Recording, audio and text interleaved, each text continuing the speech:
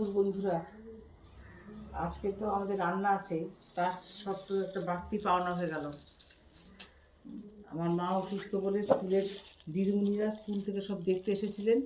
তারা মাকে সরস্বতী পুজোর আছে খাওয়া দাওয়া ছিল বাংলা স্কুলে, ওই খাওয়া দাওয়ার কিছু ভোগ মাকে দিয়ে গেল।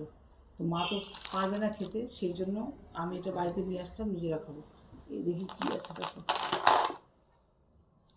পোলাও হয়েছে, আজকে সরস্বতী পুজোর খাওয়া দাওয়া। এটাতে কী আছে দেখে নি, আলুর দম, বা পোলাও আলুর দম।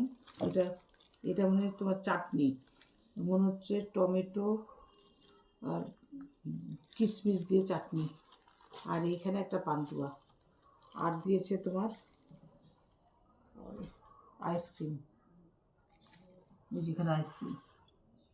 এই হচ্ছে আজকে বার্লো স্কুলের সরস্বতী পুজোর খাওয়া দাওয়া। মা অসুস্থ বলে মা যেহেতু পারবে না খেতে, ওই জন্য আমি এটা নিজে নিয়ে এসেছি। আর আমাদের বাড়ির জন্য হয়েছে কি দেখো, এই যে বাঁধাকপির তরকারি মটরশুঁটি দিয়ে,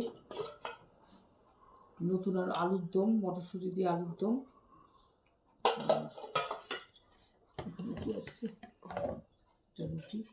আর কালকের মতো মূলো দিয়ে ডাল, মূলো দিয়ে মুগের ডাল, আর পেঁপে দিয়ে যে রুই মাছের পাতলা ঝোল।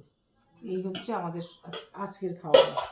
এই যে আমি বাড়তে থাকি, তোমরা দেখতে থাকো। ডালটা তোমাকে পাতে দিয়ে এখানে দিয়ে দিয়ে,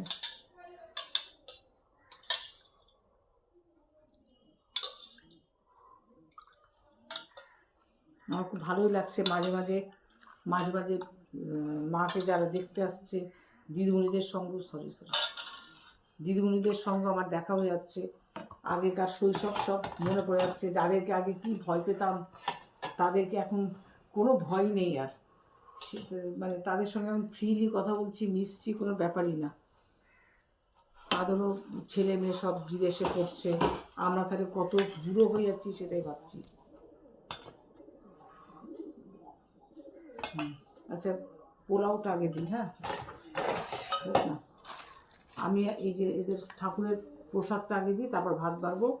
যতটুকু টাইম আছে তোমরা দেখতে থাকো, কালকে আবার ঠিক টাইমে এসে হাজির হবো। তোমার এটা স্কুলের আলুর দমটা দেবো, ঠাকুরের প্রসাদটা